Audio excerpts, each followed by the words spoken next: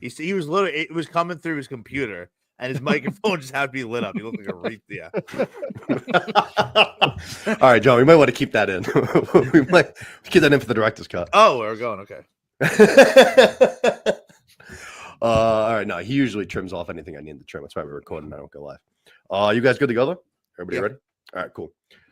All right, what's going on, everybody? Welcome on into What Else? This is going to be our February 2025 and Laconia live show episode. Got another stacked panel for you guys tonight. Joined again with me, I got my man Jon and Scranton on the ones and twos. And then we got John and Warren, we got Montante, and then filling in for Ted Sellers, who unfortunately couldn't get time off to go to Laconia, Andy Mayo. Boys, what's going on? How definitely, unfortunately. Yeah, I feel like Mayo's dragging us down right from the jump. Is that necessary? Yeah, I think it is. Let's just be honest about it up front. Fuck you! I don't have to be here. I agree. All right. See ya. All right, good. Thanks for coming on. This is exactly what I was hoping for when I decided to bring in Mayo. I was like, a Mayo Montante pairing, I feel like is going to be dynamite. So fuck you, Montante. I'm tired.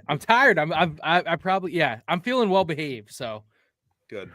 Which equates to bad performance. I would say I usually prefer my shows to be like off the rails, so you don't have to be too buttoned up. What's the name of this? You said what did you call this? What else? Is this new? Yeah, I was going to ask. Second episode. Yeah. No, but was that the name of it when you did the first episode? Did you have that name? Didn't have the name until like the day after we put out the episode. I don't love it. Sorry. Really? I actually don't mind it at all. I can't. I'm just giving you my knee-jerk reaction. Jon From Scranton, get out of here. Knee-jerk, don't like it. This is why you can't tell Jon. Way to do your research. Hop in whenever. Get out, John. Okay. No, Mayo, what's up? You hating on the title? Why is that? Or the name? I'm sorry. Go ahead. He's gonna have some fucking. No. Like I just said.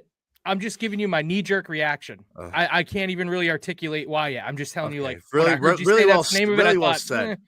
Doesn't really do it for me. Go ahead, Mayo. What would you name it? I'm describing a first impression, Montante. Well, okay. You know what would you name it? What would you name it? Yeah, I do. But it means it's an impression. It means you haven't necessarily reflected on it adequately in order to put words to it. So sometimes it comes down to simple terms like I like it or I don't. Who are you making like better? it. You're an idiot. Give me a week and I'll get back to you on my fucking thoughts and why I don't like the name What Else. Put a pin in that. We'll come back. Part of it is what is it? Is it the What Else show or is it just What Else? Like if I'm going to say to somebody what show I'm going on, do I say no? I'm going on What Else tonight, or do I say I'm going on the What Else show?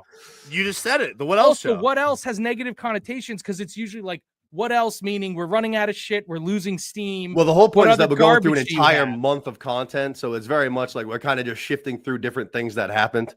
This month is going to be kind of different. We're going to be focusing pretty heavily on Laconia, I would imagine. But okay, what else? Sounds great. Yeah, I love the show. I loved the first episode. I'll say a lot of people hated the way I started the last episode, so I made sure to bring it back. Month by the numbers, 17 episodes, 18 guests, 4 unnamed shows, including today, 24 matchups, 1-1.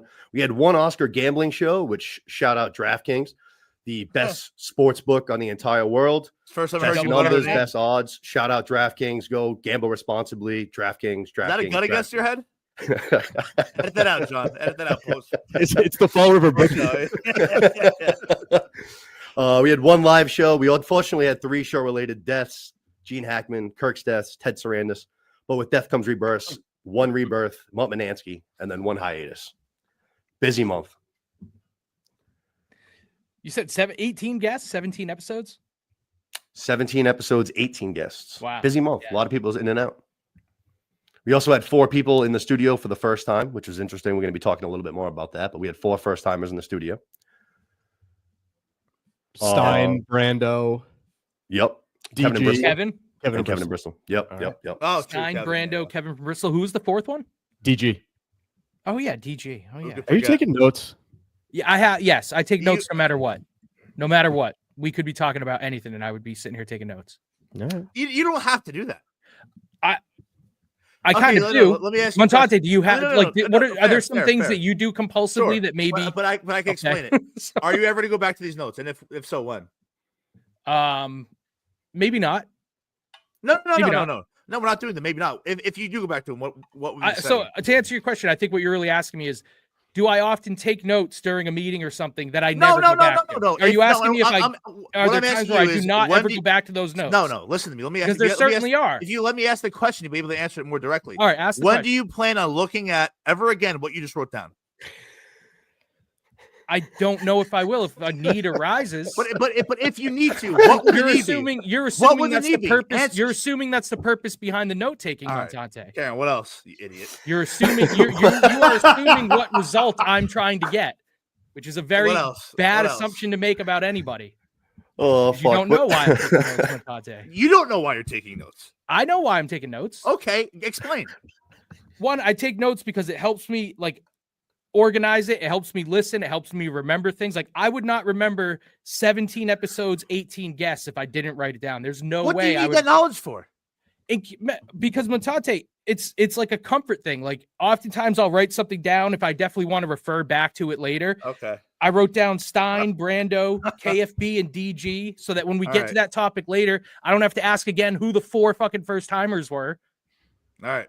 Is this I gonna will be, get is to this more the about it. dynamic all night of like Montante picking every little No, fucking it's thing my I fault. do It's and, my fault. I and apologize. derailing it? Kind of what I Mayo, was if hoping. you didn't wear glasses, would you take notes? Dickhead, I didn't wear glasses until like 6 months ago, and I've taken notes for like Okay, all right. more than 20 years now. I've been taking notes every time I do something like this. Okay, all right. Why? Why would the glasses? Last question. I just thought the Last two. question, last I question. don't know. What else? What else? If there was no camera on you right now, would you be taking notes? Yes. Yes. Okay. Fact. Yes. Fact. Oh, All absolutely. right, actually, it's a good spot. Speaking of cameras, I was going to start off in Laconia. Let's go to Cloud Mansion or Cloud Castle, Montante's mansion. Was Tim Smith using cameras? Because let's say this actually. How accurate would you guys say shooting percentage wise was Tim Smith's tweet? His like first Tweets. 16 were right. The first one he went awry on was when he said it was in the back of the Brando's pickup because I had a puke. That was the first time he was factually wrong on anything. He was getting exact conversations right to the exact word. So I still think it was maybe John and Warren. It could have been Mick. I think the front runner is Blind Mike's daddy because he was doing bits from the very moment we got there. But no, his feed was unbelievably accurate.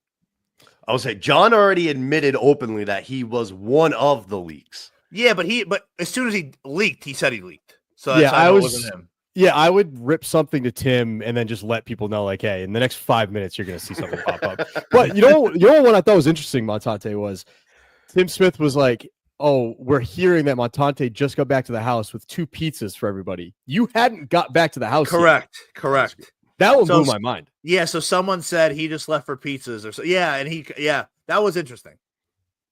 Right. So right Also- there, if it's not John and Montante's out running the errand, now we're limited. I don't know who else was there. You think it was somebody from outside the Blind castle? Mike's daddy. A visitor? Blind Mike's daddy was there. He was staying there, wasn't he? Yeah. Yeah, he was there. I think everyone was starting to leak. Like as time went on, people were just starting to get, the beers were flowing and fingers started moving around, and Tim Whoa. Smith was getting. Oof. Actually, there's a couple directions I could go with that. Are we going to get into what the real reason why Mick was upset, or we want to leave that? leave that private? Yes. Get into any and every bit of like backstage. I was making a joke about stuff. fingers moving around and men fingering each other. I didn't know you're actually going to follow up with a serious question, Mayo. Well, Oh, I Mayo, thought you were saying made an there was, appearance. like a lady that came back or something with Mick. 3 birds. No, 3 it wasn't. birds.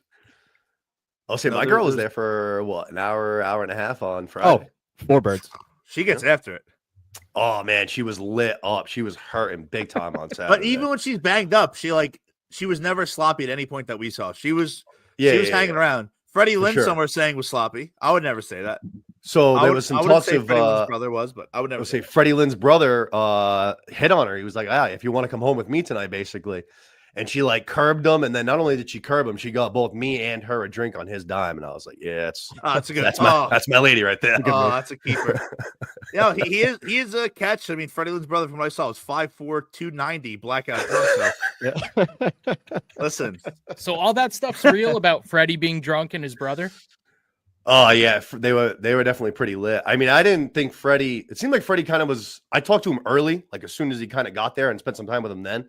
So it seemed like he wasn't totally in the bag. But then later on, I kind of saw him looking more so fully gonzo. yeah, he gets a 1,000-yard stare, which I'm sure I've gotten plenty of times myself. But Oh, yeah. yeah, You know what I thought was kind of funny is like the tweets were going off about Montante's mansion. And then when you got there, Mayo, like during the day, so people are kind of talking about the mansion. When you got there, all it is just like Daver and Montante sitting around the TV watching soccer all day. Like there was nothing like exciting going on. Yeah, correct. FA Cup too, no less. Not even Premier League action. And I remember I thought to myself at some point on the weekend, I was like, if I hadn't stopped by that house, I could see myself tweeting something cunty like they should have been live streaming from the mansion. And then once I was there, it's like, oh no, that wouldn't have been good content. Like it's literally everybody's hung out over on the couch, and then it's just like me and Dave are just resuming where we were the night before. So we're the only ones feeling like human beings. Yeah, that's literally all it was. What's with Daver's hair? Oh, he's like fucking 46. There's not much left. It's all he's got like a slicked back, slick back. He looks like he's like a kid going as a mobster for Halloween. It looked exactly like Mutts. Yeah. Yeah. No, actually, I will say Davers was better than Mutts in that shot, that dome shot. Oh, that dome shot from the screen of Mutts. Not good. You can see the river of baldness. I left the Colonial Theater a nice Google review, and you can upload a photo. You don't have so to do that. That's the photo I uploaded. It's Mutt on the big screen, his fucking bald head. Oh, he was so bald. I knew he was bald. But that shot really made me appreciate how fucking bald he is. So like, if it's true that his wife prefers him like that needs to be explained to me. Wild. I don't think it's something you lie about. Also, Kane had a good picture of his bald head. You see that picture? I did see that. The fried egg. That made it was unbelievable. The funny thing too about Dave is like we were getting back after John. You were fucking dying that day. There were Tim Smith leaks on that. And they were right. Sweeta was dying. Daver was like rallying with me, and he had a twisted tea that he just happened to pour over himself at like 10:28 in the a.m. in the morning. Do you remember that? Do you remember looking at Daver who was just soaked? Like what is going on? Yeah, that was a good house though. Like people got after it, but there's really like no things that stood out. Like oh fuck, like we got to clean that up in the morning or. No, because we had Blind Mike's daddy, the guy, Portuguese wonder. Like I went to bed at 3 a.m. and in the place there was still a ton of people there. There were cups fucking everywhere, cans everywhere, and I went to bed completely like content, knowing that when I get up, he would have already fucking ran around and picked every little thing up. When I came downstairs, he did. Spotless. I was like, dude, this like the landlord's gonna be fine. Like, no problem. He got genuinely mad at me because it snowed in the morning. So I went out and I started my car and I came back in and I didn't take off my boots and there was like 3 little specks of snow. And apparently to Daver, he was like, what the fuck? Like seriously, like and all joking aside, like that's fucked up, right? Like relax. It's okay. It's okay, Blind Mike's dad. But you need a guy like that. He talked about it the entire time you were at the diner. Like he mentioned it like 5 times. He's like every time he came to the room, he's like, "Oh, there's snow over there." The guy's got more respect. And he's also like, "Is it weird that he like woke up and didn't invite me to breakfast?" I heard he was upset that he get the invite to the breakfast, but was it a group outing? No, solo. Oh, all right. I'll say that. You wake up, the odd man out. And go. It was literally just him and myself awake. He looked at me. I was like, "Hey, man, I'm about to go get breakfast." He looked at me like, "All right." I was like, yeah. Did you even go to bed the first night? Yeah, I get my 4 hours and I'm good. I think my favorite appearance out of anyone who showed up was the couple that flew up from Florida, the guy and his girlfriend. Like how they ended up there, I don't know. That must have been Saturday. That was Saturday. Both nights. Really? I would say the best appearance was Darian Cunningham. Oh, what a great fucking appearance! Like Darren. I'm a Darren guy. He was everything I wish he'd be. And then how many different people did you guys have roll through? Like 20? I would say it's probably 20 is probably a fair number. 20. Saturday night there was a lot of people. Yeah. How were did Cully and Justin, like how were they? Were they getting loose after, they were probably been stressing for the last month or so. So how much did they let their hair down? Justin had about 15 beers and drove home. Yeah, I was gonna say that. So he took it easy. He took it. Yeah. He didn't get too fucked up. Does he ever do cocaine with you, Montante? No, that was me and Cully are upstairs ripping lines. Okay. Cully seems like a coke guy. He's not, I don't think. No, he seems like he wants to be a coke guy, but is too scared to get fentanyl. Yeah, I was gonna say too scared. Yeah, way too paranoid. Fake coke guy. Yeah, and he wants to be. In spirit, he's a coke guy, but no, I feel like there's a big sense of relief on both their ends. To that, not only was no huge hiccups, but it actually went swimmingly. So I think they're both on cloud 9 at that point. So a pretty laid back night at the Montante mansion. seems like a good night for them because they're coming off of a pretty flawless event. It really did seem like it went off without a hitch. The only thing I could possibly think of, and it's such a minuscule thing, is like the beeps for the mutt bit were a little bit delayed. Other than that, I can't even think of one thing that went awry at all. The HDMI cord came undone twice for like 10 seconds. Oh, sure. And people I were heard about booing. that. But if that's the biggest problem you have, you had a good night. Did your stomach like hurt a little bit when that screen went blue a couple Yeah. times very Oh, early on? I remember because it was like, oh fuck, if this keeps happening, or Yeah. 15 seconds or 20, like, oh my god, is this going to be the thing that's fucking Plymouth going Part wrong all 2. night? I can tell you some. I got some notes for them on how to improve. I got some Oh, boy. constructive By criticism. all means, No. go ahead. What else? It's so minor because I totally agree. It was Go flawless. ahead. Go If ahead. I was them, one thing I would do is, and I think they've said this before, sometimes it's so tough, like you don't know when the crowd's going to laugh. So like Steve Robinson popped up on screen, the crowd popped, and then he had a line, but I didn't hear a word of it. So I even love what you're about to say, by the way. I think I know what you're about to say. so I'm not even saying this as a criticism. I'm just saying if I was in their shoes, I bet they're also thinking like, oh yeah, we got to try to remember, like, person pops up on the screen, give it a beat, try to anticipate how long that response might be, then have them give the line. They mentioned this already. They said they give it a 3-second pause when they anticipate something to hit. What I thought you were going to say, and I would agree, is like a fucking pause button, like you're playing a playlist. Yeah. Imagine you had a little pause button. You Complete hear the control. laugh, and then just boop, hit start again. Yeah. It's Oh, actually not a bad so idea. gauge the laughter live. Live. Right. Yeah. yeah. Hear, Oh yeah, hear, you the, could do hear that. the laughter kind of peak, and then like hit, and then you hit it when it's coming down. That's not a bad idea. Yeah. Yeah. No, yeah, by the yeah. way, There you go, overall, Montante.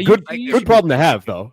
Like, Oh, it's- absolutely. Where you're like, oh, we Yeah, thought it'd be 3 seconds, and it was 9 100%. seconds of applause. Yeah. yeah, right. Nice problem to have. And then, what's the other one? Oh, maybe a little bit of fade out. Just a little fade out at the end of each video. The videos ended very abruptly. Shut up. And that's what I mean. And those are so fucking minor. They're not even worth offering. I'm just like, I'm always thinking, like, if I had their job, what would I be saying? Like, what are little things we could tweak for next time? What Those about are the the only fact that two I it's have. just a straight up projection in general? Like, is there any way to make it not look like you're just looking at Cully's computer screen?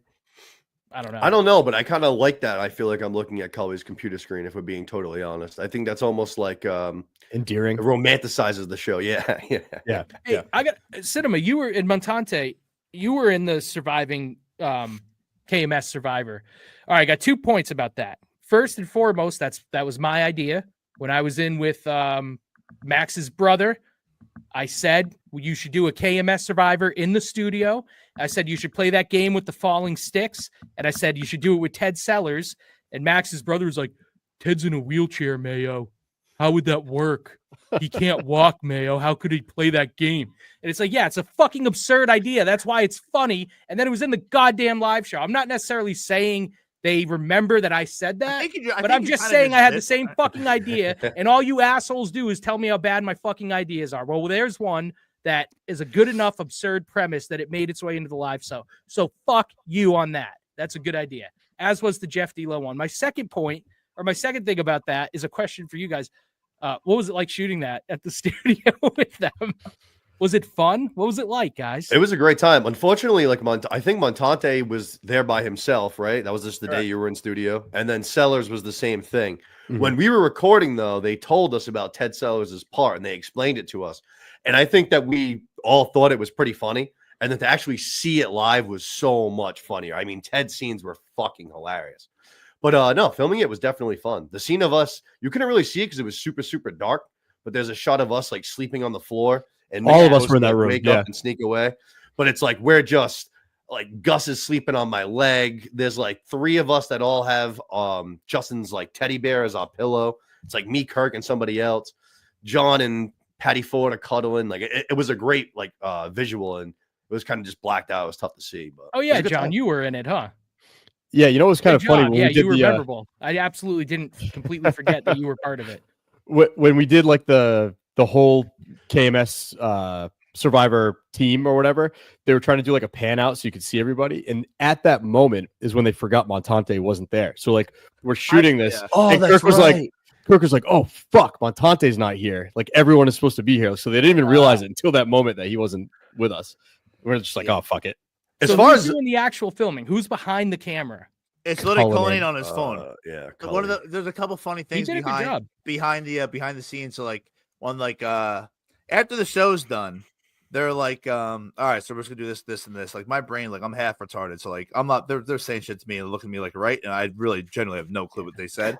So I saw Kirk lay down, and I was like, all right, I think they want me to lay down next to them. And I was like, so I just lay next to them. They're like, yep. And I was like, all right.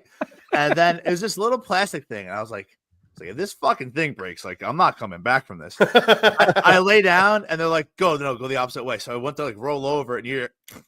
I was like, oh no! But thank God it didn't collapse. Like, thank God. So that part was very funny. And then just afterwards, like after I had like the N-word line, like they come in, had me come Which back crushed. and say, crushed. Yeah. Yep. Then I come back and say, yeah, it's a great word. Cullinan like texted me like 10 days after. He's like, hey, like you didn't say the last part, right? Where he said it's a good word. I was like, no, I did. And he hyped himself up in his brain that it was something we discussed and never recorded because he lost it. Like he convinced his own brain that this thing never happened. And then like I was like, all right, I'll just redo it. And then 10 minutes later he texts me, oh, I found it. But it's just funny to see how Cullinan's brain worked. Where he's like, no, that never happened. But yeah, it was just funny. It's literally just Cullinan just like doing this. But the weird part is like they give you like a quick little thing like, oh, Jeff Delo's gonna say X, Y, and Z. But there's nothing actually recorded, so you're kind of just like guessing what's being said, trying to go around with it. But whoever edited it, like it all looked like very, very much so in tune. Like nothing was really out of place. Yeah, from a video production aspect, they did a really good job on it. That's why I was curious about who was putting it together. Because even like down at the bottom of the stairs, they had some shots where it's like an angle of Kirk, and then it's supposed to be that he's looking at the other person, and that's stuff that you can shoot. You don't even need those two people in the same room to shoot that. You just match it all up in editing. Yeah, so there was definitely like some skill behind it, which I didn't really, not to knock Cully, I just didn't know I didn't know he does like the video editing part of it all. Two things I remember that I thought were pretty funny was one, the scene where Justin's blowing Mick and Kirk and Cinema were walking down the hallway. We had to do that one like 10 times because everyone kept laughing and except me. Insistent. Another take. I would like that on actually. I never broke one time. No, you did. You Not did once. really good at that. And then there's the scene where people are in the back of Justin's car. So I think it was like me. Ford might have been and me. Sellers. No, I think it was me, Mick, and Gus, and then the Gus, other one was me, Kirk. Pat, and Kirk. Yeah. So before Kirk went to go in, he was asking some of us because we filmed ours first. He's like, "How bad is it in there?" And we're like, "It's actually pretty fucking bad." And I think he poked his head in and he started dry heaving, not as a bit at all. Like he couldn't get into the car without dry heaving like 5 times, and then finally willed himself into it. He was like getting ready I was already in. He was like sliding into the middle, and I was just like grabbing shit. And I was like, I'll sit on it, coach. Don't worry. I'll clear up the spot for you, buddy. But no, like John said, that was like, we like really took a minute to film that Justin Mick final thing because every single person like in the entire studio was just like no one could keep their shit together. It was so funny. And Justin kind of kept like switching, like the him pulling the shade, John, didn't come until like the 15th take or whatever the fuck. I didn't even know that happened until I saw it at the show. Oh, it was so great. At one point, I don't remember when it was, but Justin kept Kirk was like, Justin's putting more effort into this than he's ever put into anything in his entire life. But Justin kept spitballing ideas, and at one point he was just like, what about if I just like pull the blind closed? That was a chef's kiss. That was it was perfect. Yeah, it was great. Justin was hysterical. He kept saying that he had bad knees, so they had to at one point get the teddy bear that we had just used to sleep on previously, and they had to put it on Justin's knees so that his knees were. And the dynamic of them two kind of having like a past like contention, it makes it so perfect. Yeah, that's true. Yeah. You know, The a lot cross of the, too was out of nowhere as well. That wasn't planned. It was because supposed Mick to just was be tethered to it, right? correct. Okay, We started off in the bathroom, And Justin had to lift him up to put him onto it. No, that's a joke. That's not true. Probably did. just dirty dancing them right up there. But yeah, a lot of the sorry, a lot go of the ahead. videos had stuff like that. Cinema, like or John, one of you just said like Mick and Justin have a history now.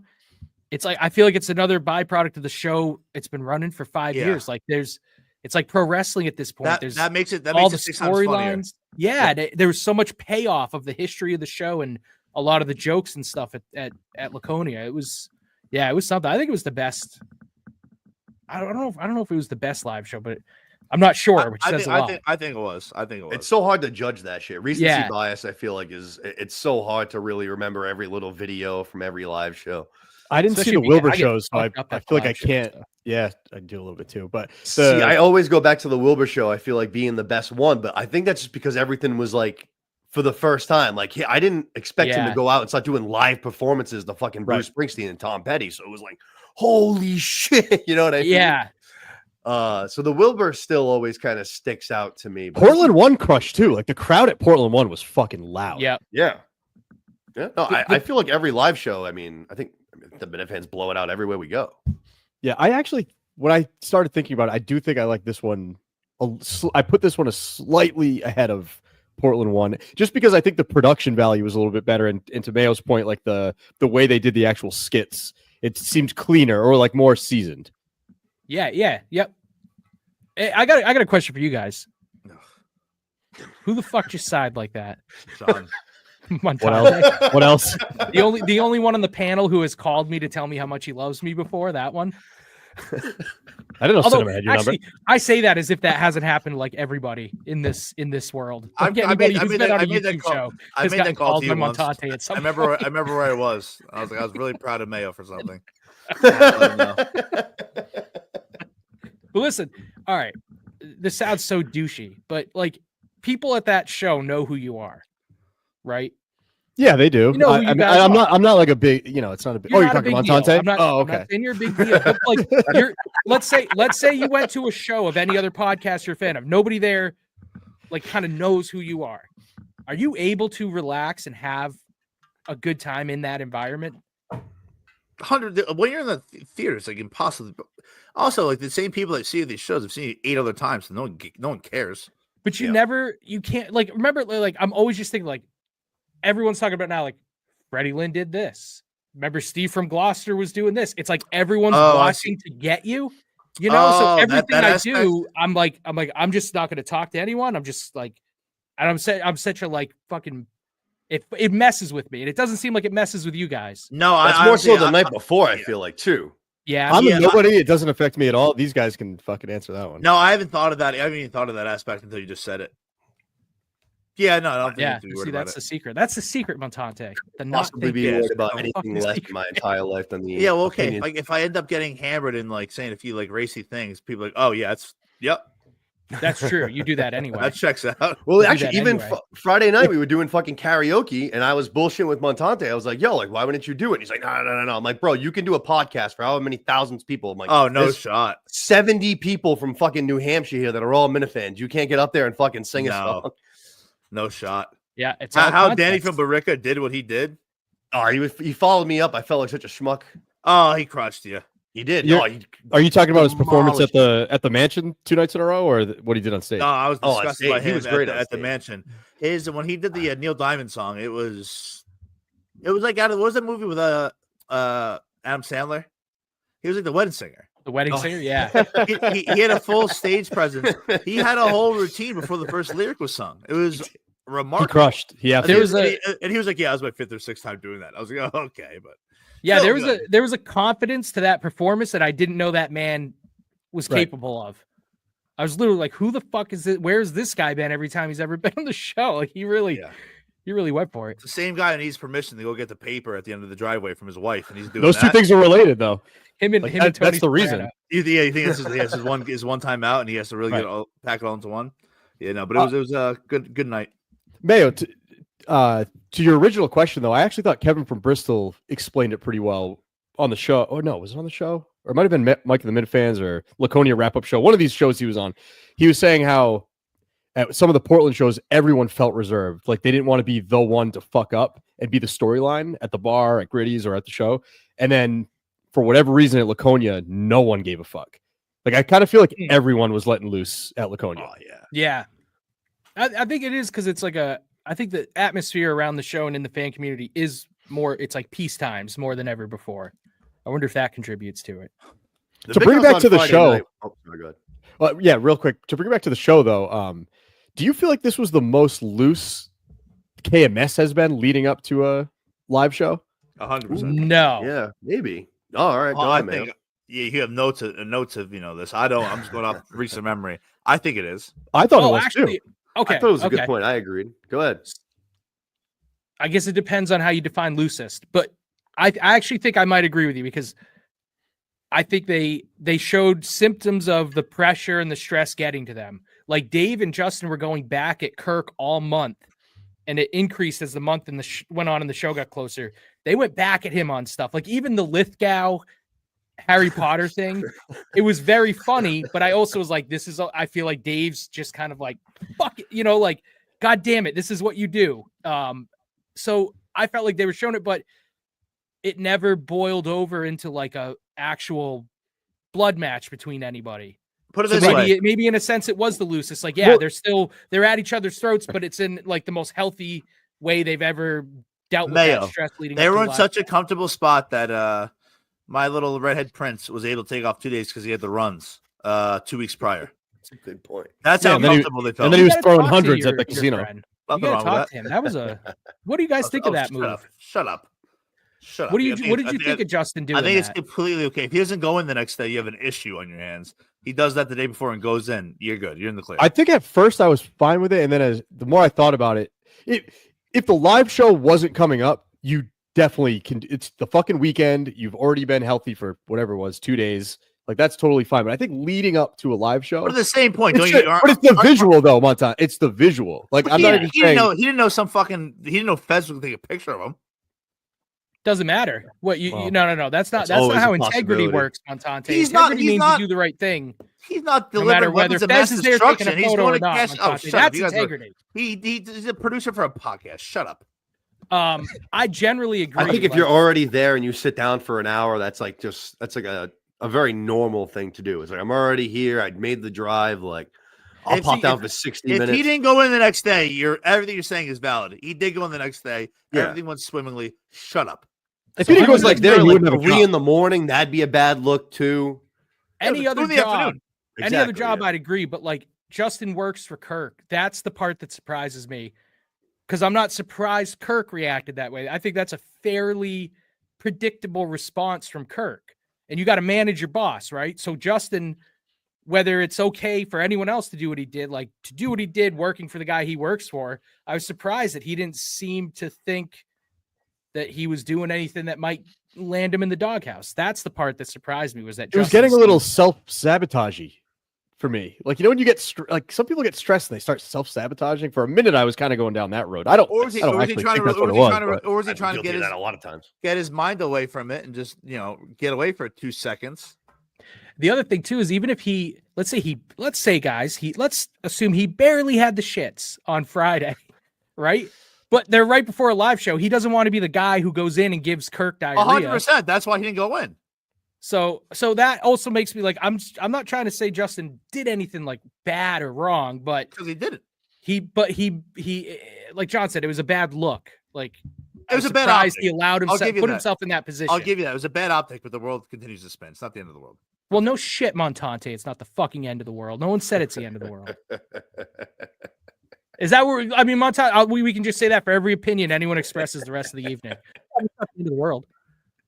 You might say something that might end the world. I don't know. Oh, I might say something, Montante. Yeah.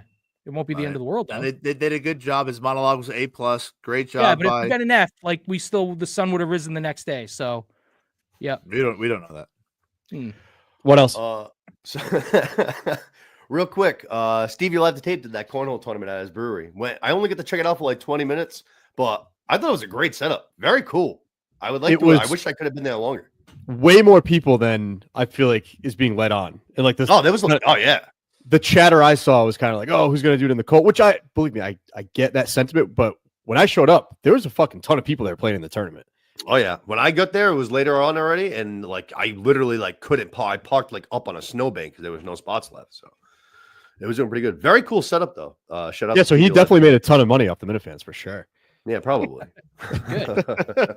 And all I know is I only had that one drink and it was free. Dude, good for you, John, because I was with you from the moment I got to the big house Friday night, basically to the moment that I went home to go to sleep. I was with you and you were getting after it the whole time. And then when I got to that fucking brewery and you were there, you had a drink in your hand and You looked a little off, but you were standing. I was like, dude, good for you, man. I thought I was pulling it off, and then I impressive. as soon as I saw Kirk, he just looked at me and he was like, "You're gray. Like, John, you that was don't- so funny. you don't look like a human being." He went to that? Yeah. No. Oh So no! we were at We saw him rehearsal. at the rehearsal. Yeah. Yeah, we were at the rehearsal and we were already bullshitting beforehand. We were like, John, you look awful. Like you look like a college kid fresh off a frat party. Like you do not look good. And probably like 60 seconds in the being with Kirk, he looked at John like quick and then double taked and he was just like, oh wow, like you look gray. Like you look like shit. And I looked at Mick and I was like, oh no, he got him. And he's like, Dad got him, we're in trouble. Well, when fucking blind Mike tells you you look mangled, you're like, how the fuck did that happen? You can sense it. Dude, that was so funny. We were fucking back there, John, for like an hour and a half, and it was boys club. Everyone's laughing, jiving, telling jokes. I showed back up there like an hour before the show started. I went through the back again, and it was fucking, you would have thought someone died. You would have thought it was a funeral. Like I walked in there, it was dead silent. I was like in a good mood. I had been drinking a little bit. I was like, oh, this is not the place for me. Like good luck, everybody. I'll see you guys out there. Actually, I bumped into you right after you. I bumped into you with Nipples, like right as I left the room. Yeah, he was holding court. You know what Nipples told me Friday night at karaoke or whatever? What is golf thing? Yeah. So we were talking golf. He's going to Myrtle Beach for 10 days or whatever. I was like, Nipples, like, you know, how's your game? Like, how far do you drive a ball? You know what he said to me? 250? Yeah, when he's hitting the ball good, he's hitting the ball 310 consistently. Nipples? That's what he said. That's what he said. I don't believe. Neither do I. Have a nice don't life. believe. No shot. No chance. No chance. So Nipples out there telling tales, but great guy. I want to see it. Oh, Nipples the best. The day you stop seeing him at live shows means he's probably dead. Is when Camus will have a different feel to it. He's one of those like 4 or 5 faces they don't really think about going into it, but when you see it, you're like, okay, we're here. It's We're happening. here. Yeah, we're here. He's one of them. The Gormans are some of them. Mama K's feet, you know, they're another part. And then there's one guy. Oh, you know, Stacy from Madawaska's phone.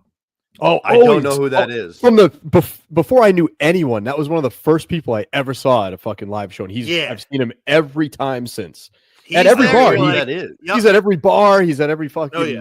Him and his girlfriend. Or wife, Cinema, right? you see, yeah, Cinema. You see him at every show. Yeah, you see him. You're like, we're here.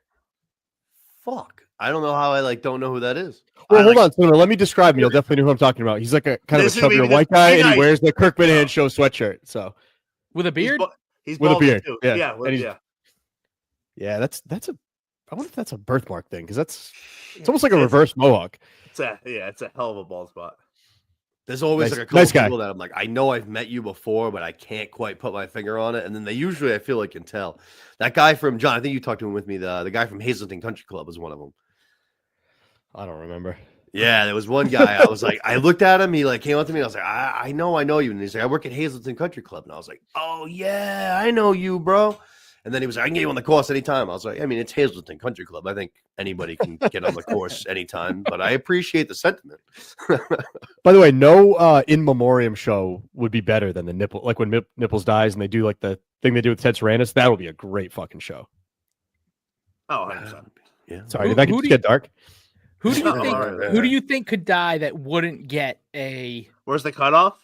cut? Yeah, what's the cutoff for that? Steve from Gloucester. How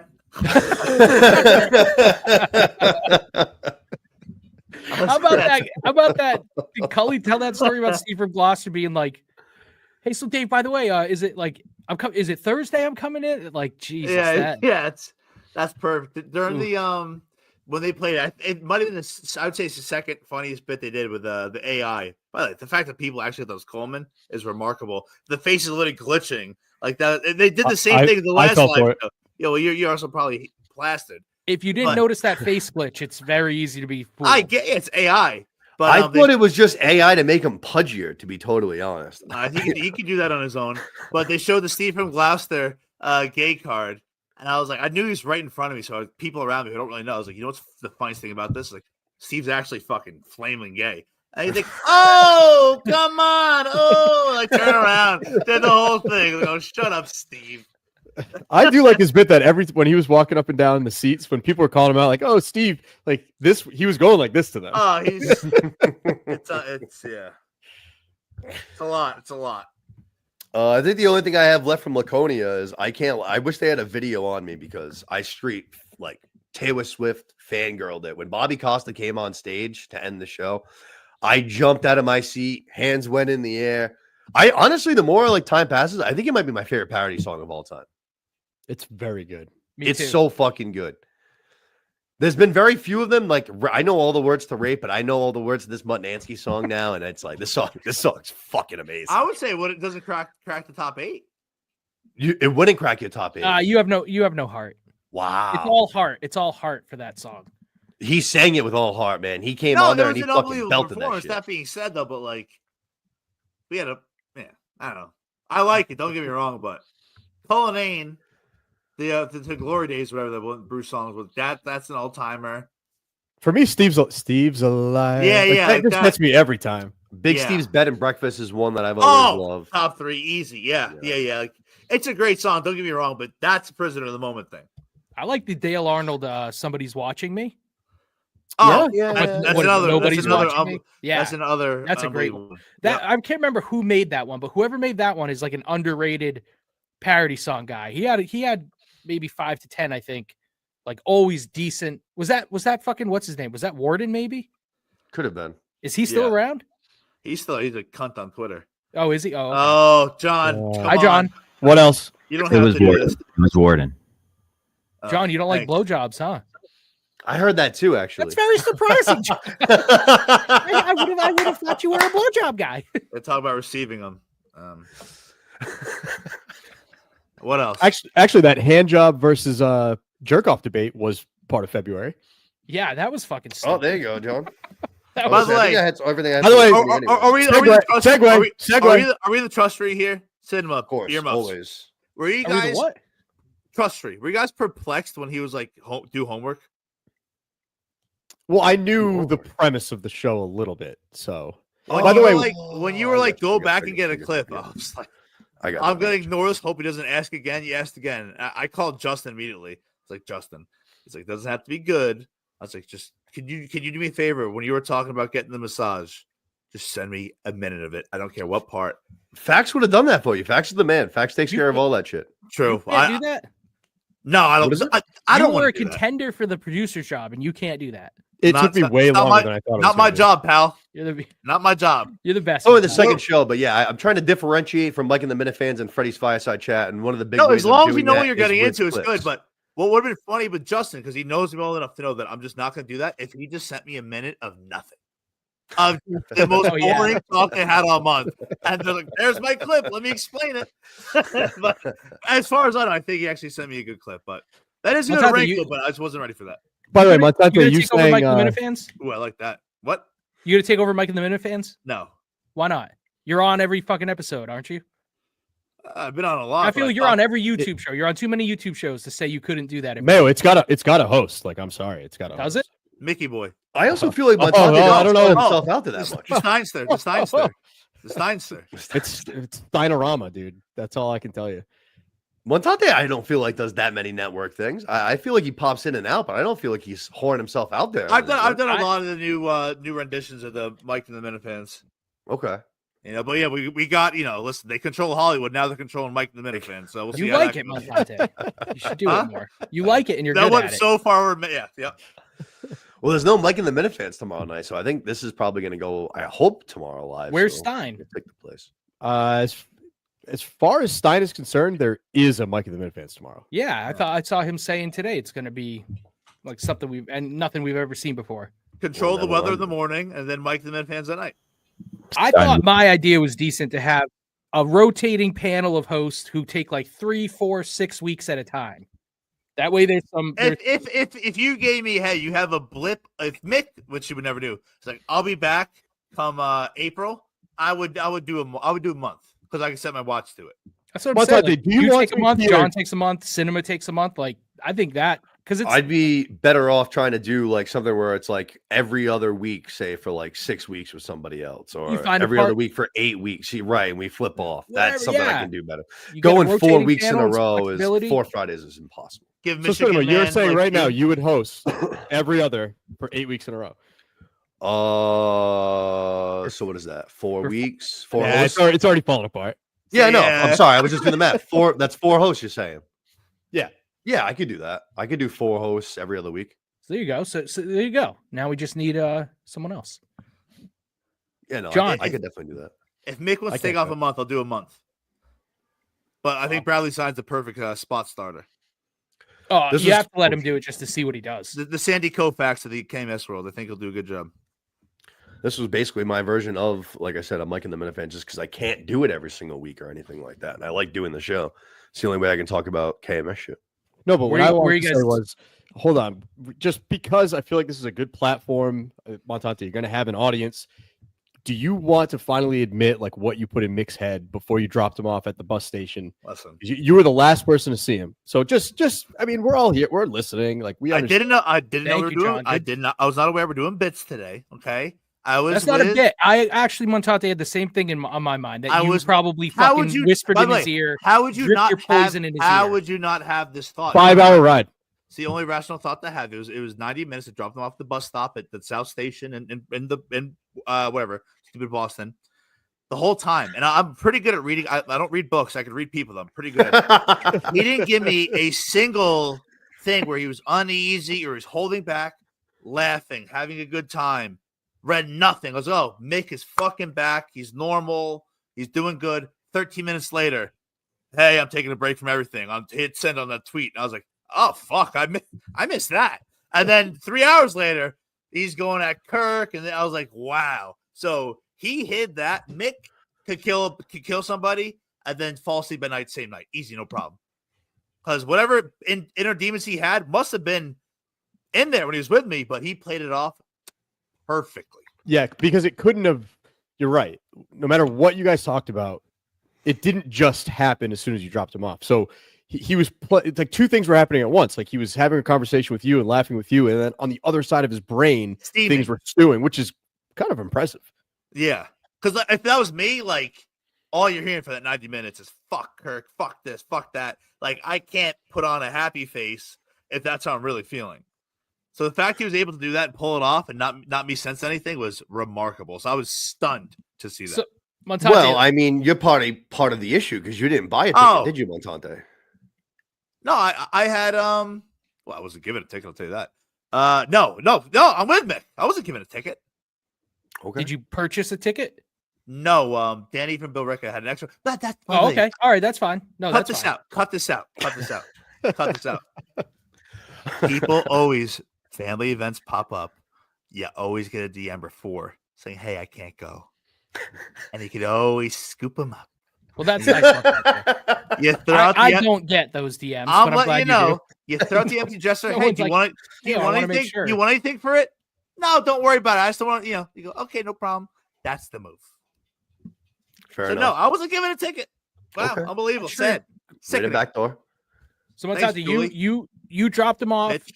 What you and Mick parted ways, you said, and then Yeah. and then all this hate came out and took you by Legitimately, 13 minutes surprise. later. Who do you think David- he was with after he was with you? Nobody. Is dropped it his off at a brother bus and his stop. cousin that? No, it like, wasn't held enough his head time. and- He Wasn't was, enough time. he was at a bus stop solo. He had a 2-hour bus ride back to the Cape. I know this for okay. a fact. So he sat there for 13 minutes from the time I dropped him off because I plugged it in my GPS. I remember looking at it from the time David from Hull sent me his tweet.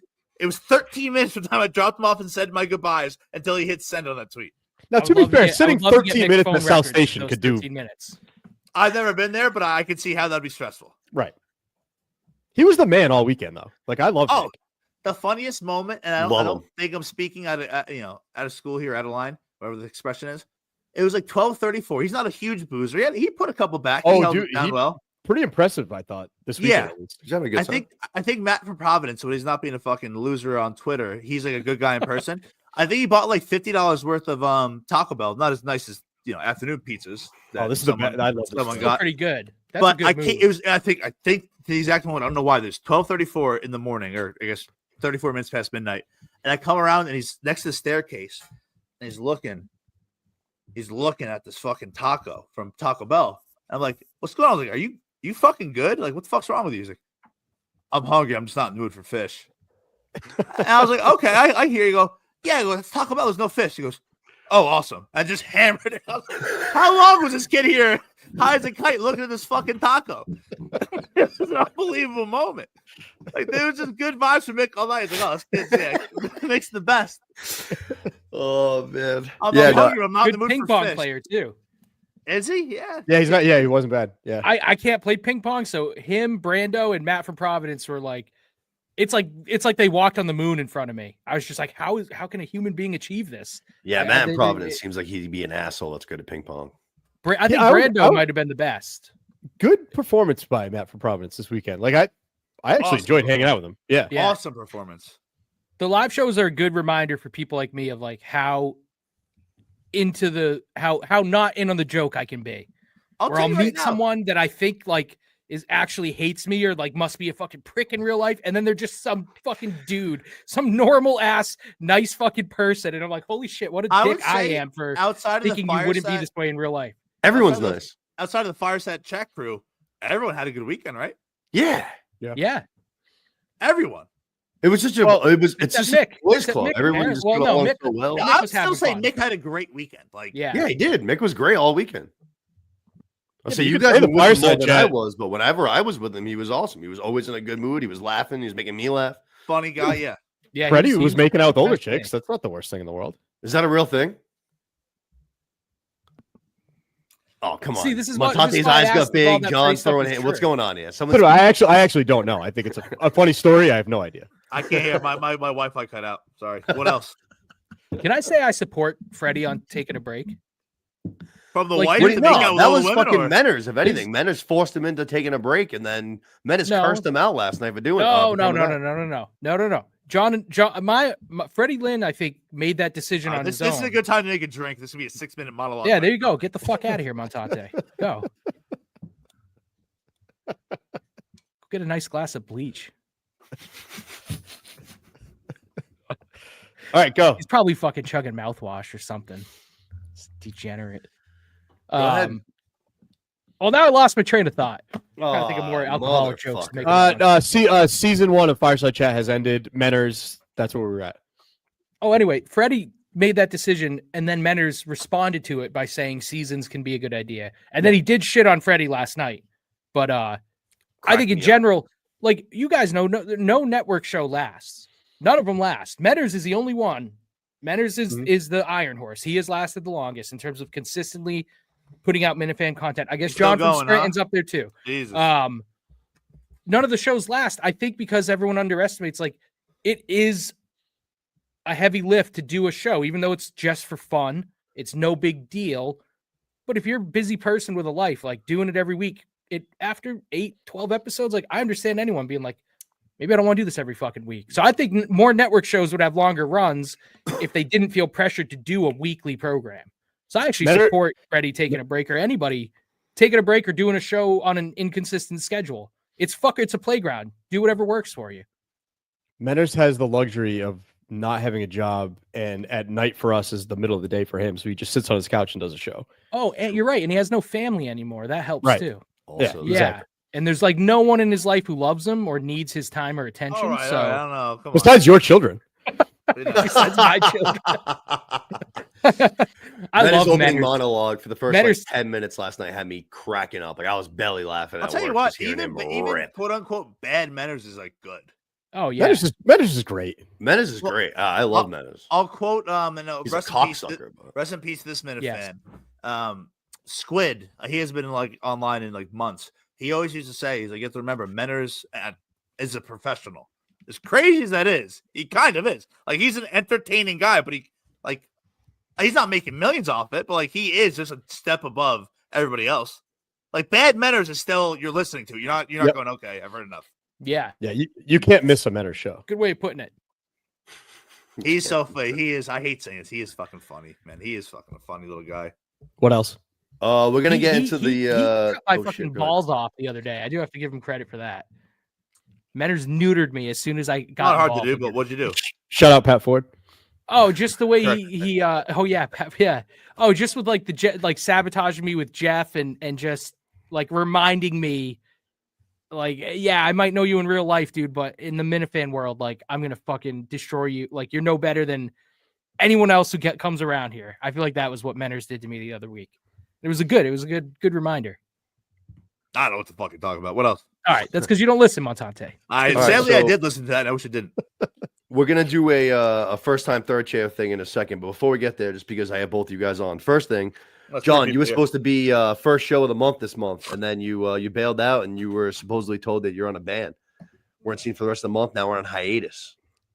Yeah, I think the ban was rescinded, but we'll see how that goes. And then I was actually supposed to be in the first show after Laconia. Like I was scheduled to go in, we confirmed it, but then I got a pretty funny message from Cullinan. He's like, "Hey man, I'm bumping you." Mutt shaved his head. Like that was all he said. I was like, all right, fair. That's fair. Yeah. No, I felt like an asshole. But you know, I don't know. I said this on another show. I try to like sneak into the studio without taking time off, and it's always worked for me in the past. Yeah. And then I think like you do that enough times and it's gonna bite you in the ass, and that's basically what happened. Like I basically planned to go in the studio, got called into a meeting. I can't be like, oh, sorry, I'm going on the fucking Kirk Minahan show. I can't meet with this guy. So, but I did feel like a scumbag. I mean, you could do that. You chose not to, but you could have. Yeah, or I could have Could've. lied. You chose not to. Yeah, that's Yeah. okay. You prioritize something over the Kirk Minahan show. That's all right, John. Yeah, You're not a set piece my- of shit. I set myself up for that one. Yeah. And then Montante, you had a great episode this month, being the angel devil Freddy's Birdies thing going on with Justin and talking about death. That was one of my funniest, one of the funniest 45 to 60 minutes of KMS. I really enjoyed it. I was fucking dying. You trying to cover up for Justin and Freddie just saying the most wild shit as far as just like, yeah, my dad had triple bypass and I was just worried about the grilled cheese and Yeah, he tomatoes. said like 113 words, and it was just like, yeah, okay, so your dad died, but like the grilled cheese, like could be great at a hospital. It's like, what? My funniest takeaway from that, Justin, that was the week of Justin. I think that may have been the second act that he had, but people being like, all right, I like you, I like Justin, but call space spade. That was he was crying on purpose, right? Like, if that was an act, like he'd be in Hollywood a decade ago. Like, no, I love Justin. He is a deeply twisted, fucking really hurt individual. And it does not take much. Once you access those emotions, they're coming out whether he wants them to or not. That was not like that's not a bit. And it's such a perfect guy to have in. There's no one. If you handpicked somebody, Freddy's Birdies had to have been the guy that have that negative, just hating everything, motherfucker. It was such a perfect storm. Great episode. But like I said, let's see. First time third chairs. We got 4 of them. We're doing a little bracket like we did last month, which clearly you guys didn't watch the show, which is fine. Fuck you guys. I don't give a shit. The only way to not have Kevin and Bristol versus Brando in the final is to put them in the first round together. So we got Kevin and Bristol versus Brando. However you want to do it. Better first time appearance, who you want to see back a second time, however you want to look at it. Love them both. It's Brando. Brando. If that's a football game, it was a 3.5 point spread for Kevin and Bristol, and Kevin and Bristol ended up losing by 2 touchdowns. Wow. I'll go Brando. I would have to I don't agree, but I understand didn't gambling, realize that was- Montante. You got to give me a different analogy. Don't worry about it. Brando. Is that good for Brando or Kevin It's from really, Bristol? it's really good for Brando. Brando. Okay, I agree with you. Thank you. John, I'm And sorry. he I didn't had listen a, to you. What'd you say? Who'd you go for, John? Brando. Okay. It hurts me, but He also had a short show too. Kevin and Bristol ended up with a 3-hour show because at the end of it, it ended up extending into that Lego thing. But Brando was on the back end of an unnamed show, or the front end of an unnamed show. So he only had like 90 minutes to go in and out. And I feel like he made like more of an impact than Kevin and Bristol did in 3 hours. Brando said something that was funny on, I think, on believe it or not, the Brando show. He said he thinks that the short show actually might have helped him get in, get out, do good. Don't give yourself any time to sabotage yourself. I was like, that's a funny point out of the Brando man. that's a great point. Yeah. Yeah. Great show. Great show. I listen, I have a very good feel when it comes to I knew Stein would have been, I knew it was gonna be something. I have a really good feel when it comes to Minifans going in there. I knew Brando would do good, but he super exceeded my expectations. Super exceeded? Is that another word? Supersede. Wait. Supersede is a word, but it doesn't make sense in that context. Okay. So super exceeded does work. Montante's Then. trying to say like super exceeded. What else, John? That's what he said. You scumbag. Yeah, that's what I said. What I- else? I met him for the first time this weekend too. At the intermission, went to go like take a quick piss. It was me, Brando, and Cliff. And Nurse Kim. Oh, Wow. hey, these jokes are not Great funny. trifecta. I know. Brando, That was the first time I met him. Brando's a good guy though. He was at the Montante mansion for a while, right? Oh yeah, he's unbelievable. He just casually like the middle of the afternoon. I guess he got his spleen removed or something from. I don't know how that works, but he's like a gnarly scar on his stomach. Like Brando, like that's kind of a gay way to lose your spleen. Like tell somebody you got shot. Looks like he got like lit up in the stomach, like he's a war veteran. He looks like one too. That should be his move He does look going like a military guy. Yeah, I thought they were bullet wounds. Like I was convinced.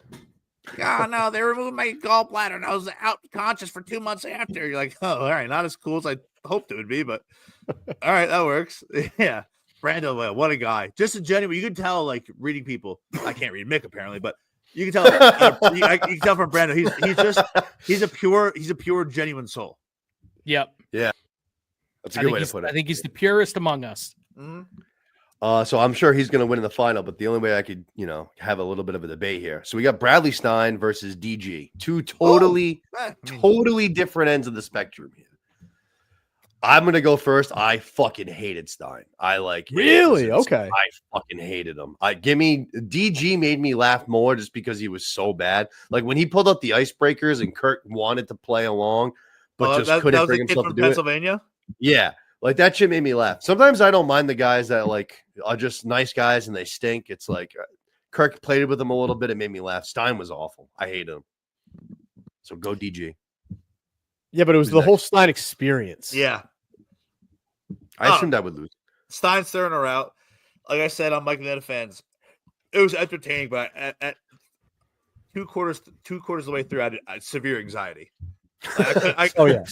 Like after because one of Stein's, I guess, best qualities is he doesn't read the room, or he does, and he doesn't care. Like the games went so poorly, and the room started turning to, okay, this is funny and entertaining. To, all right, you're creepy, you're starting to annoy us, and then he just kept going forward. And you're like, oh, this is something.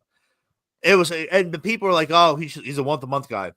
He might be a one and done, maybe once every 2 to 3 years. That gets old quick. Yeah. But for the one time, unbelievable. Maybe once a year tops, because I was struggling through tops. it. So, every 18 months. There you go. So Montante, you're Stein, and John and Warren, you're Stein. Oh yeah. Mayo. Yeah. No, I'm Stein, but I pretty much agree with the guys. Like it doesn't necessarily mean I want to hear more of Stein. But I respected just sheer fucking like force of personality. Like there were times I loathed him and I fucking hated him more than anyone who's ever been in there. I listened to the first like 40 minutes and then I was at work for a while and then listened. I got in my car and I started listening, I think, to YouTube again. And it was at the point where he said he had to go pee and clearly went and took a shit. And he was gone for 7 minutes. I kind of loved him after that. And I've never gone back and listened to what I missed in between those moments because I was like, I want to just leave it where I am with Stein, which was, wow, that was something. Hats off to him. You might be legitimately crazy. And I wouldn't mind hearing him. I trust in Kirk, like I trust in Kirk to when Kirk thinks it's time for Stein to come back in, he'll say so. And I think it'll be something again. I'm intrigued to see how his show on the network goes. Shows if he does it, yeah. Multiple shows. What I liked about the bathroom break was in real time you got to hear their review of him, like mid show. Yeah, it was like intermission too. Like, yeah, he's starting to lose us a little bit, Yeah. Oh yeah, Stein was just, and it was funny too because he did the one thing he did, and I said this on, I think, Mike Manetta fans. That is just, to me, is like the ballsiest thing you could do. Like Danny Billerica singing on stage, I could never do that. The one thing he did was like, that's fucking nuts. Well, it was like 9:52, and he like took a selfie in front of Kirk's desk, and he wrote something essentially like 8 minutes to showtime at Kirk Min show. It's like, dude, that is crazy to do. That is nuts. Like, so he set the tone early and often, and he fucking powered right through it, man. It gave me anxiety, but I liked it. All right, so we got Stein versus Brando. I'm sure this is probably going to be a clean sweep, but anybody going to take Stein over Brando? No. Clean sweep. Yeah, I'll go Brando. Yeah. Brando, best for first appearance for the third chairs for this month. Good job, Brando. He was great. And I feel like his show's getting better too. I feel like. Can you see Brando having a fall from grace, as essentially everyone in the world has at some point, except maybe John and Warren? John, you're of the generation of Minifans. You came in honestly, like there's a generation of you guys. It's like you and Pat and everyone who came in around your time, who you came in after something in Kirk change where he doesn't kill you guys the way he has killed Montante and others from like the earlier generation. And he continues to kill them, but he never, like, I remember joking with him once in studio. I said something like, I like Pat Ford, but I'd like to see you break him. Because it's kind of like that had been the pattern until then. It's like everybody gets broken, and sometimes Kirk's trying to break him, but he never quite does that to you guys. And I resent you for it, John. I resent you for it. I would be very breakable. Full head of thick hair. You're just a piece of shit, John. What's the fun in breaking like John and Warren though? Like John's just like a nice guy. He means well. He's funny. He likes the show. Maybe that's it. Yeah. Is that it? Is that it? Yeah. Like, but the thing is, Montante is like twirling you and seeing you spin is a lot more entertaining than doing it to John. Yeah. So it's like John's boring and Montante's not. Yeah. Actually, we had a funny revelation. Revelation. Thank you. That I said at the Montante mansion. I was like, it was funny. Like Stein got hired to be the new sales guy, and I was like, yeah, it's like no problem. Like this is never on Kirk at any point, never on Kirk because he has bigger things going on. But Barstool never paid me, so I was like, all right, $5 million you want? Look, I didn't get paid or whatever. So I was like talking like for that.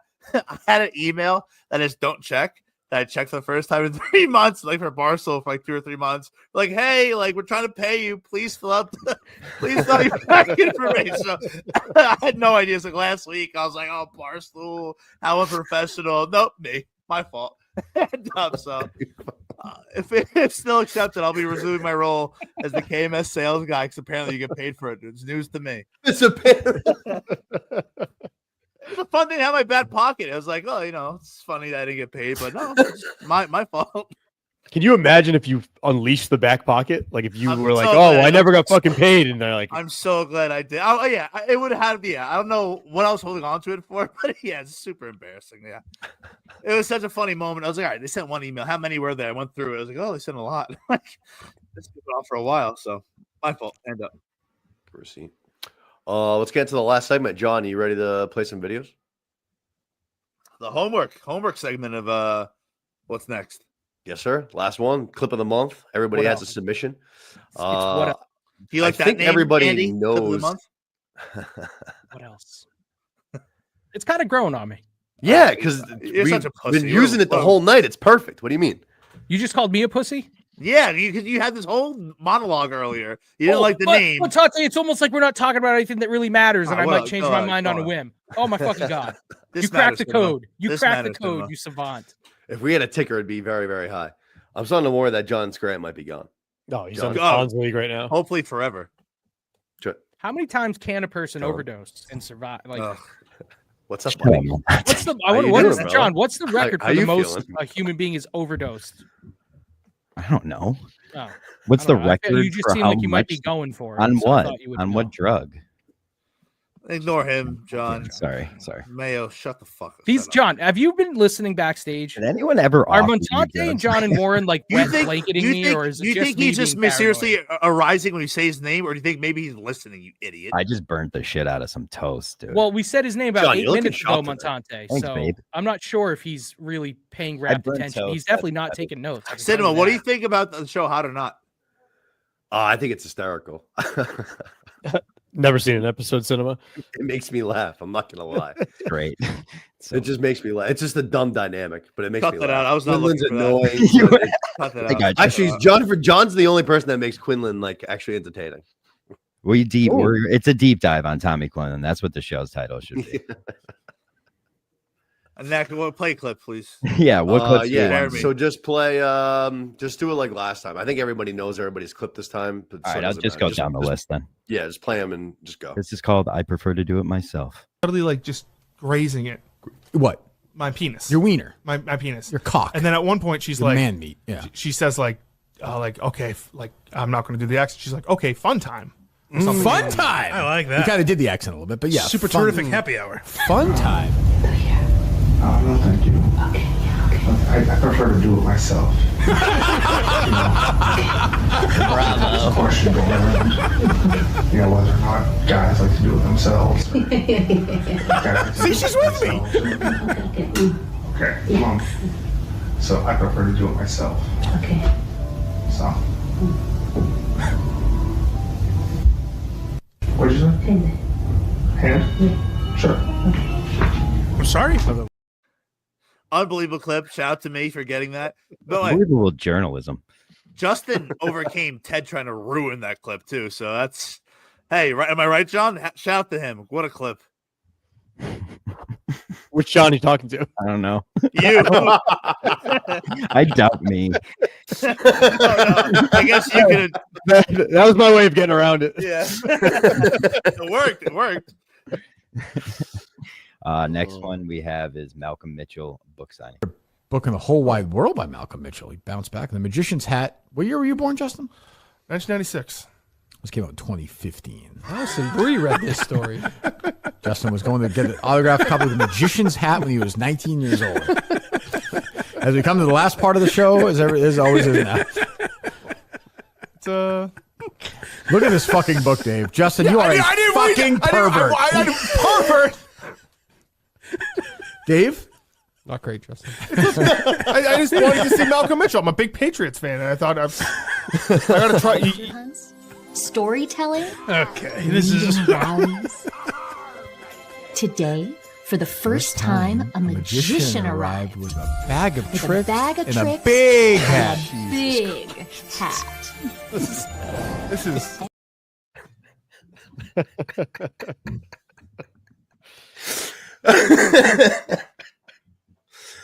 That was a great one. Was that your cinema? No, it was not. I honestly I really actually thought about doing my own clip with me in it, and I was like, man, I would love to be that egotistical, but I couldn't pull the trigger. Are we allowed to say whose clip it was? It seems like this month. Supposed to. Yeah. Well, originally that was the premise originally, and then last month, Beanbag Ron, it was the first time we did it. He suggested just like putting them all in at once, anonymously. Is it your show or Beanbag Ron's show? Well, it was just a feeling out. It was the first time we'd ever done this, and he suggested it. It was like, oh wow, that's a really good idea. Your own destiny. Right. What the fuck? This is the next clip. if you got Hold an on, idea, John. we'll use it. I got an important question. Is Beanbag Ron really short? Yeah. Oh, He's like, yeah. do you think I'm short? I don't remember. I would say Actually, yeah, John they're like the Warren. same height. Yeah. I'm just All right, slightly I didn't more mean muscular. Beanbag. I thought I saw him walking in the Best Western parking lot. Who stayed at the Best Western? Anybody here? No. Not I. No. I feel like you guys are making me feel like this is Freddie Lynn's show. You're giving me a real you're off topic, man. The next clip is called the agenda, Justin yeah. Gets a Thank you, John. Massage. Good but instinct. we kind of just watched that. We did just play that clip. I sent in 2 clips because I do my homework. Okay, so the other one's Legos. I get my friends gifts all the time. Like Legos. No. Yes, actually. Okay. I do These are have- children, right? No, they're not children. Okay. It's. You're right. Everyone, as soon as you turn 18, you need to get a bit. You need to go to the factory and get a job. Justin, I think if you ask 100 people, Yes, it's working time. Time to cut this shit. if you ask 100 people what age is Legos most associated with, they would not say 3 to 28. 99. I understand what it says on 3 there. to 99. Most would not say 28. Most would not say 28. I don't think a lot of Most would 20-year-old also- men got Legos for Christmas from their friends. I just don't. It's fine. I'm just saying it is unusual. If you can't acknowledge that, then we're not dealing in reality. 3 to 99 is a great fucking line. Yeah, in fact, he just had that on him. Wait, so Mayo, is your clip the same as Montante's, or are we missing the clip? No, the part of the show we don't say whose clip is whose. My clip was Cullinane. Beanbag Ron. Mine was Cullinane yelling at Well, I don't or think not we played yelling it at yet, Kurt, Mayo. but about the impact of being on the show. But don't even play my tip because you guys have been such don't have wet it. fucking blankets tonight. It's not going to go over well. So Unless Oh, this you is it. didn't send it in? Yes, Back- or the other 2 days ago. 2 yeah. days ago. You went to a massage parlor? I did. No, that's the same Facts, clip. Facts said he would get it. Facts fucked it up. Oh, facts, dude. Doesn't So matter. you're Facts thorough said enough he to would take get it. notes, but you won't. It's okay. Facts did us a favor because you guys wouldn't play along even if we played it. You would just. Why? What was yours? Facts What was yours? Hammered Friday night at the big house. Facts. Oh, yeah. Hammered. As soon as the fucking crew left, that guy was He sobered up from the line of blow I gave him though. That's true. I'm not doing this. Facts is the man. I love Facts. I will not have. I agree. Facts That's why I slander. gave him He's the man. We stopped Mayo, what was your sabotaging clip? each other for 5 Facts, minutes. facts getting wasted after Mike and the Minifans feels like Justin going to the casino, where I don't think it's wrong, but if I worked for Kirk Minahan, I would not do Self-sabotage. that. That seems like something you would get your dick slapped for. Man, what was your goddamn clip? It's I know worse we on can't facts see it, because but the what was government it? pays him more. I told you it was Cullinane yelling at Kirk about how the audience, what gets said on the show can impact people's personal lives. I'm going to save it for Nichols worth of free You advice. have 'cause it? Like I You have said, the you guys clip or just no? aren't. You You didn't guys send it have out? just not been fucking No, we don't engaging. have it. Is Why? it Is is it it like clip is up everyone somewhere then? stoned or is it just you don't like being on shows with me? Like, what has it been all fucking night? I can't say anything without Hold on, Montante not being even- a total vibe killing cunt. Or Not if even- John, not even- hold on, hold on. doesn't Not like even- me, hold on. or if You're John's reading way too too high far into it. to bring any I fucking thought it's been energy to the fine. show. Let I me know. let me be blunt. I'm Let me be asking blunt. for Mayo. clarification. It's almost I'm like you're a telling you my vibe killing impressions cunt. and asking you if I'm right or if I'm fucking wrong. You're usually wrong.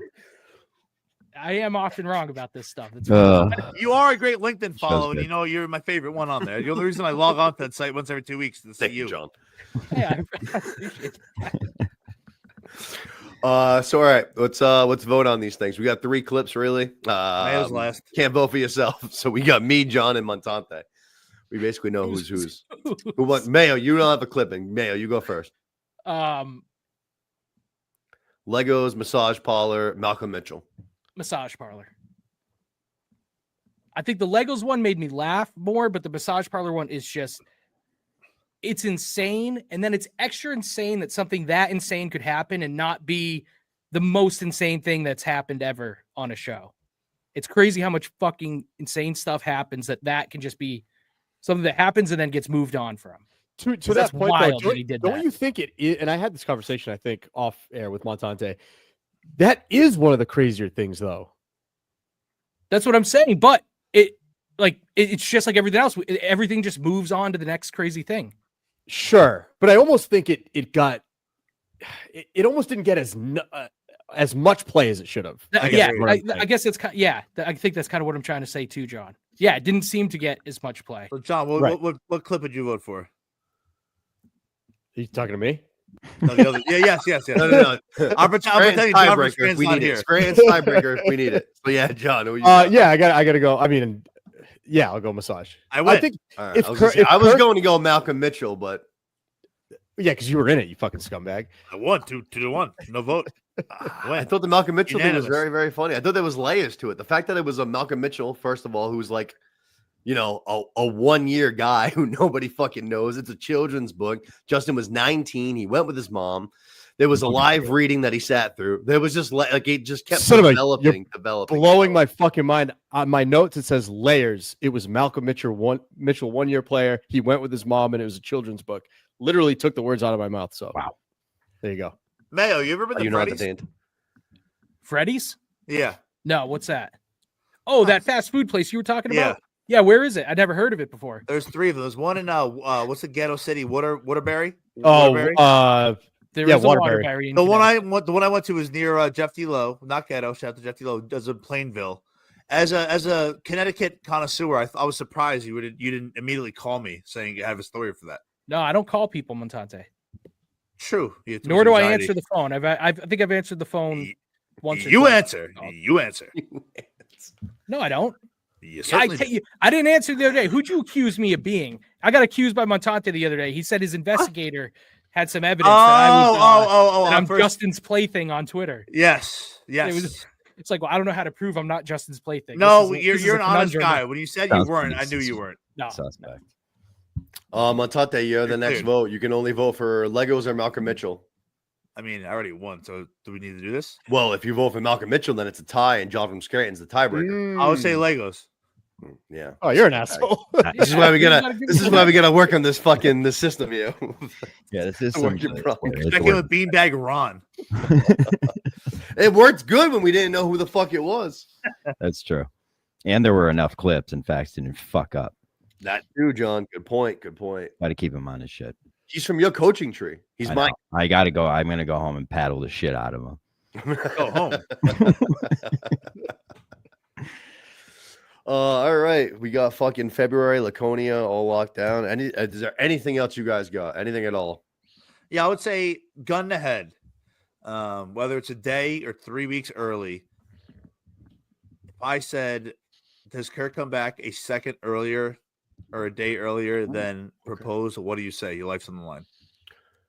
To do a KMS, I understand not anything else, but a traditional KMS episode. What, I'm gonna say a one-off? Yes. Oh, sorry. Go ahead. You go ahead. I only literally just had the word no. I'd guess no. I think he'll be back April 16th, and that'll be the first time we like really see him. Like you said, it might be like a quick little like 15-minute like check-in, but I don't even think we'll get one of those. I think he's serious about this one. I also want to say no, but every logical part of me wants to say yes. Like gun to my head, I want to say no, but everything that has occurred prior to this tells me I'm going to be wrong. But for some reason, I feel like cinema. I just feel like it's actually going to happen. We're doing three shows a week end of March. No. Yeah, and it's wishful thinking. Don't get me wrong, but I think we are. I don't know. I think he might get a one-off, but he's not going to like start the show up again. But if you're gonna do a one-off, might as well just keep. He likes he to some extent he loves doing the show. Like he's gonna miss it. Shit's gonna happen. End of March. We're getting the last week of March. We're getting 3 shows a week that week. I'd be surprised if we got 3 shows a week in what is that, like 3 weeks basically. I'd be surprised. I'd be very surprised actually. Yeah, it would be 3 weeks. Yeah, that's my, like I said, it's wishful thinking, but I think I'd be stunned if he literally stays away from KMS till the 16th of April. Stunned. Him bringing up the fact that he's like talked about it with his therapist, and the therapist is kind of doing like you gotta stand hold and hold your ground kind of thing. That makes me think he's a little bit more serious about it. Yeah, John, how do you feel about that? What do you think? You think he'll be back sooner or later?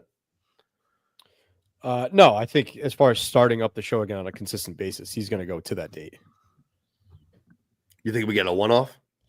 Yeah, possible. Like maybe a quick update. Maybe something crazy happens. He has to do like even like a, I don't know, half-hour show. I think you might get one of those.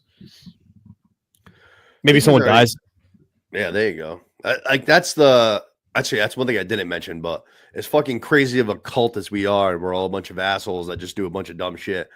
Moments like Ted Sarandis dying and Kirk popping in on a Tuesday when he's not supposed to do a show to talk about a guy who's a Twitter account for fucking 30 minutes is like, I feel like that's the reason that we're all here doing dumb shit on the network is because of shit like that. I couldn't believe that. Kirk's the fucking best. It was a wild move to pop in on basically on your day off. Just like, imagine like any other how do you say it? Like that'd be like Harry telling Bruce Springsteen that I died. Well, no other show host would know nor care enough to go in there. True. But I thought Kirk knew him like personally. Once you saw the obit come out and they played the same sport at the same school, I thought Kirk crazy. Kirk found out that like oh, I can't believe this guy was a fan of the show. Like I knew him through X, Y, and Z. I was surprised he didn't, but that's the kind of guy he is. He cares about his people. It's a very, very unique and special fan base. Anything else? Andy, check your notes. Let Andy check his notes. I know I did write down a quote that I will attribute to you on LinkedIn, Montante. I don't read books, but I can read people. Ooh, that's good. I fucking love that, man. You can put that Which one? Which one? If you could only have one ability, which one's more important? People. Who gives a fuck about a book? That's a Twitter bio right there, Montante. Don't read books, but I read people. Because when we were fucking cavemen, it's like you had to read people before books to know if they were going to fucking kill you, take your woman, take your food. Still am a caveman, pal. Right, Montante? Yeah, I never adapted. All books help you survive. Who writes the books? People. Exactly. Oh, John, I love that. That is deep when you say it like that. Thank you. Tag me in that. I will definitely. I will, Montante. I fucking love that. I love that. It's a great quote. Great quote. It's a thought provoker. Yeah, I'm glad it raises that debate. If you could only have one ability, which is more important? Availability. It's a fucking great one. Is that all we got?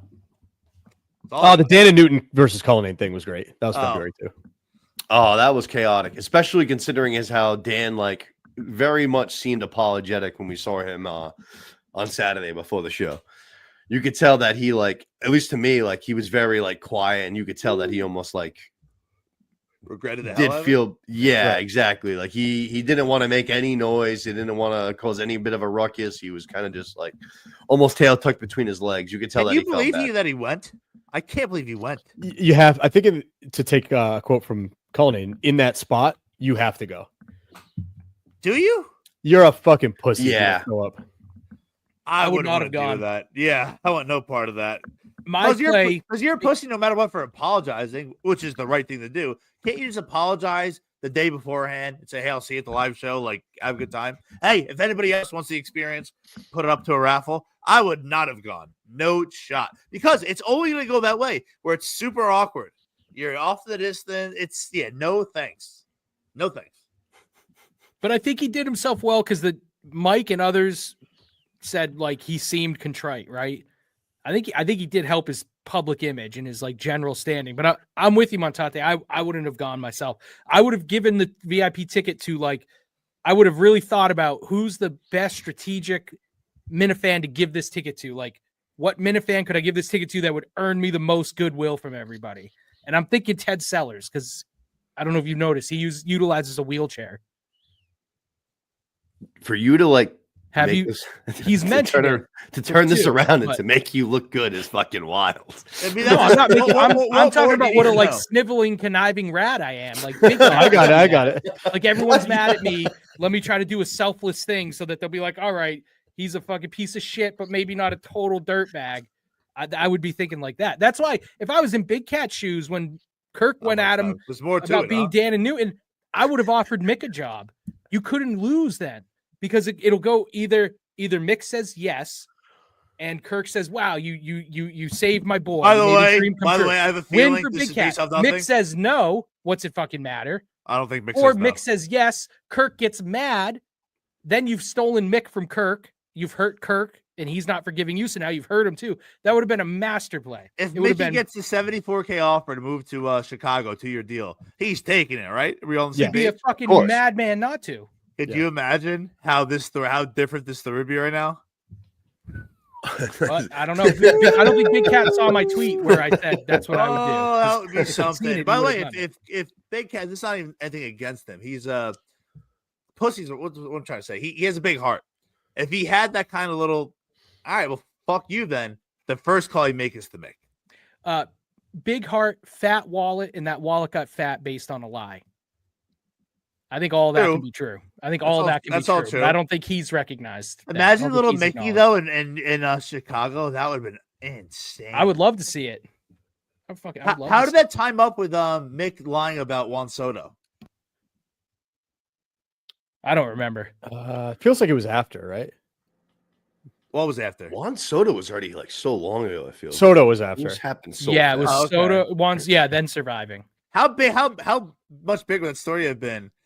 Oh yeah, if he broke that wallet being in Barcelona, Chicago, yeah. But I know I love Mick though. Shout out Mick. That would be a good move. But yeah, like you said, Kirk said, by the way, the thing with Big Cat went away. Like it's over. Yeah, like the new coach of came from the Lions joked about it and everyone laughed and it was over. It's not the end of the world. No, but I just personally felt like he could acknowledge that he lied. Like he lied for. I was one of the people like 4 years ago being like, are we not like more intrigued? It's just me that like, this is a crazy thing to lie about. Like, because this was mentioned in passing a while back, but it was never a real storyline. Yeah, it was like, a classic if this is snowball. real, that's weird. That's like really weird to lie about. But part of why it wasn't a story is because Big Cat was actively suppressing it. Oh, they control the That's media. the You know truth. that, right? You That's know that, the Mayo. truth. Everyone Goddamn internally in Barcelona said like Yep, he's reached right? out to shows. Cinema, you know what I'm saying? Of course, I'm with you. Wait, Mayo, can I say a joke that I thought of way late? Oh no! Oh, yeah, no. yeah, please. Those are the best ones. You would give Sellers like to give yourself brownie points. You would give Sellers the ticket. I didn't see a ramp to the green room. There you go. That's a. There you go. Well, He'd be carried because that's the type of fans that. Oh yeah, actually We that are. makes it not that funny because he gets carried all the time. Yeah. Never mind. All right, take it back. I take it John, back. before we leave, can you do the I know it's not the time or place, and it's been said before. Can you go over the joke that you had Friday night, No, please? it's not even that good. Oh Like, the no, one- it's that good. It's funny. we're at the What's up? fucking big house or Not to whatever, mention. and no, it happened. Which joke? Oh, you said this at the It was at the big house. Yeah. Okay. So we're at the big house, and Julie comes over. And by the way, she really does look great. And she introduces us to the group chat, one of which is her, the famous group chat, one of which is her brother. Her brother looks like BA. Yeah, he looks like BA. So picture the shape. And the first thing I see, she's like, "Oh, this is my brother." And for some reason, the first thing that comes out of my mouth is like, "Oh, only half the family took Ozempic." Like I said it out loud. I think it was like in my head, and then I blurted it out. It's a great line. And like he kind of laughed. She didn't think it was funny. So She was the kinda only like- one who did not laugh. Yeah, he Yeah. loved it. Yeah. And then she was kind of giving me like dagger eyes the rest of the weekend. So I was like, "Fuck, I don't know. I don't know how I feel about that one." And Friday night, when we were at the house, I looked over to you and I was like, "Yo, who are those guys next to you?" Because like I know a lot of Minifans, but I was like, I don't know them. And you're like, "Those are Julie's brothers." I was like, "Word." Who invited them? I don't fucking know. They were there both nights till 4 a.m. Yeah, they're the last ones to go. Yeah. Oh fuck! What a great time. Laconia was fantastic. This was a great time too. I don't know if you guys have anything else. Speak now for a hold your peace. I got nothing. All right, Mayo, come on, to be out of your brand to not have something. I got nothing. Oh, you pussy. Get me. I got work to do. I'm going to be Tag- working late. Oh, shut Get me up. outta here. Tag me in the LinkedIn post this week. That's a fucking. I big- really will, Montante, Thank if you don't mind. Thank you. Yeah, Thank I would you. love to. I wouldn't mind if you did it. Yeah. You know, I'm going to tag the Kirk Minahan Show LinkedIn Well, account as well take it because I'm sure easy. they have one. Do they? I hope they don't. All right. Anyway, thank you, Cinema, for having us on. I appreciate Yeah, it. thank you, No, I Cinema. appreciate Thank you, Cinema. guys. We'll see you Love you again, guys. You're my in best friends. April. Oh, actually, yeah, there we go. I'll sign off on myself or with John. All right, we'll see you guys again probably at the end of April, given the fact that we're going to be going on hiatus. But shout out to the boys for joining me. Shout out to John and Scranton for producing. Shout out to Facts too, even though he apparently didn't get a clip to John. But appreciate all you guys for listening, and we'll talk to you all soon. Happy watching.